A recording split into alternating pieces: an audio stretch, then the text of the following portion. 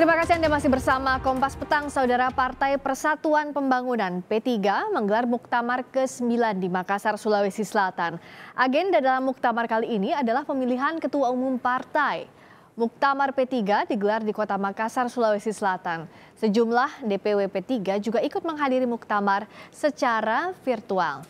PLT Ketua Umum P3, Suharso Monoarfa, berpesan kepada seluruh kadernya untuk menjadikan Muktamar ini menjadi awal perjuangan menuju pemilu 2024. Suharso menargetkan P3 menang pada pemilu 2024. Dalam Muktamar kali ini, P3 akan memilih ketua umumnya untuk memimpin partai. Di logo Muktamar ke-9 ini, Bapak Presiden, terbentang tulisan merawat persatuan dengan pembangunan.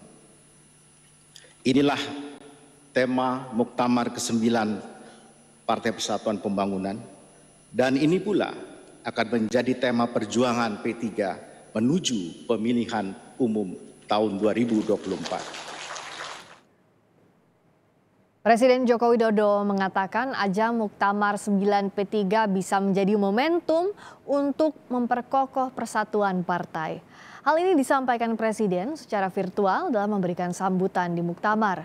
Menurutnya, P3 bisa menjadi contoh teladan bagi organisasi lain dalam rangka memperkokoh persatuan dan kerukunan. Bapak Ibu yang saya hormati, sebagai partai Islam tertua dan partai pemersatu umat yang terpercaya, yang dipercaya umat, Partai Persatuan Pembangunan sudah pasti sangat berpengalaman dalam ikut membangun bangsa besar ini.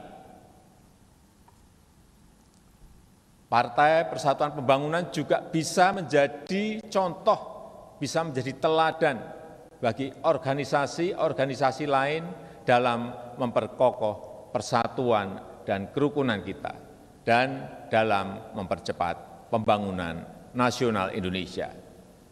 Saya meyakini Muktamar ke-9 ini akan menjadi arena untuk memperkokoh persatuan partai, untuk memperkokoh persatuan nasional, dan memperbesar kontribusi partai dalam pembangunan nasional kita, serta menjadi pijakan bagi kebangkitan P3 untuk memenangkan hati umat.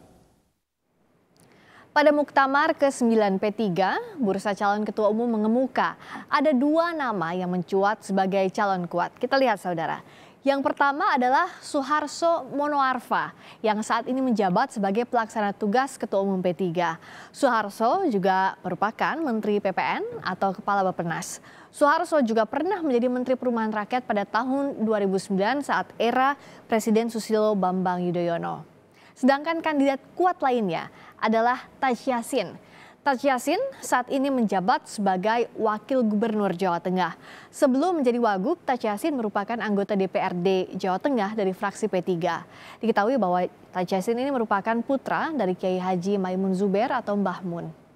Dan untuk mengetahui informasi terkini, ada jurnalis Kompas TV Eki Muzakir langsung dari Makassar, Sulawesi Selatan. Eki, saat ini bagaimana dinamika di sana? Apakah sudah terpilih Ketua Umum P3 yang baru?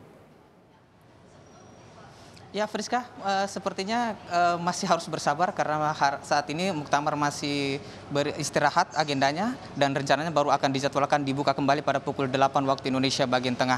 Artinya masih ada 1,5 jam sebelum Muktamar kembali dibuka dengan agenda pemilihan ketua umum yang baru bagi P3.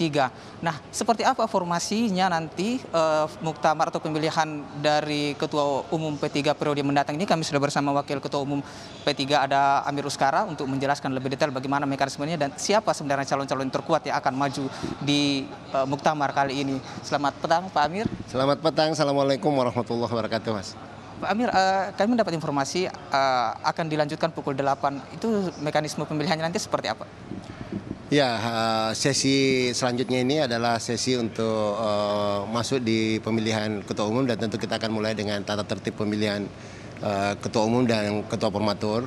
Sampai saat ini memang ada 2 calon yang mendeklarasikan diri untuk maju. Kita belum tahu apakah akan bertambah atau tidak karena proses pemilihan di P3 itu pada saat pembukaan pendaftaran untuk mengajukan diri sebagai calon ketua umum itu kita akan mulai pada saat paripurna untuk pemilihan ketua umum itu sendiri, sehingga sampai sekarang kita belum tahu siapa yang akan mendaftar. Tapi tadi dari pandangan umum hampir seluruh DPW yang terbagi dalam 10 zona yang kita lakukan secara virtual tadi, itu mungkin sekitar 95% zona-zona yang menyampaikan pandangan umum DPW itu ingin aklamasi terhadap Pak Suharso Monoarfa. Tapi sekali lagi tentu proses-proses ini tetap akan kita ikuti sesuai dengan anggaran dasar anggaran rumah tangga kita.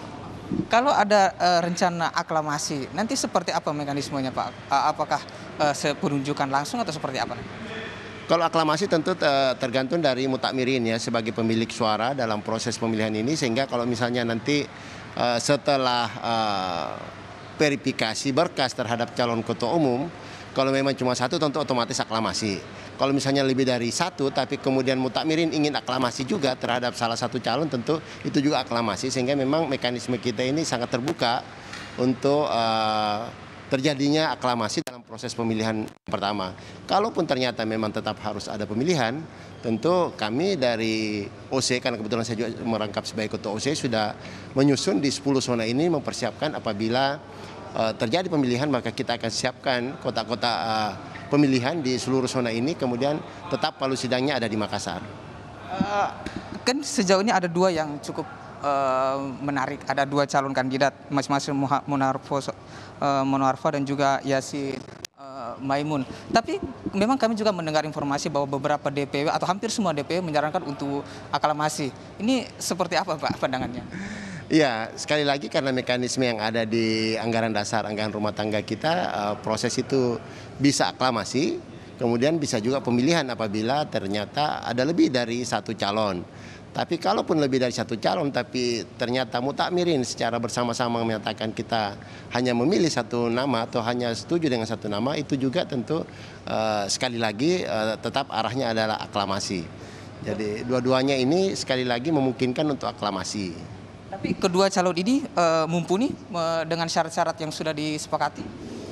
Tentu kalau cerita syarat, memang ada syarat di anggaran dasar kita yang mungkin saya belum bisa sampaikan di sini karena pasti dalam proses-proses pemeriksaan atau verifikasi berkas, tentu kita akan lihat apakah yang misalnya dua calon yang mendeklarasikan diri selama ini sebagai kandidat untuk calon ketua umum itu bersyarat untuk menjadi calon ketua umum, karena tentu nanti mereka bersyarat baru kita bisa menjadikan sebagai calon ketua umum.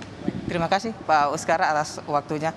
Dan saudara, kita masih menunggu pukul 8 waktu Indonesia bagian tengah sidang akan dibuka untuk pemilihan ketua umum P3 yang baru. Friska. Eki Muzakir langsung dari Makassar, Sulawesi Selatan.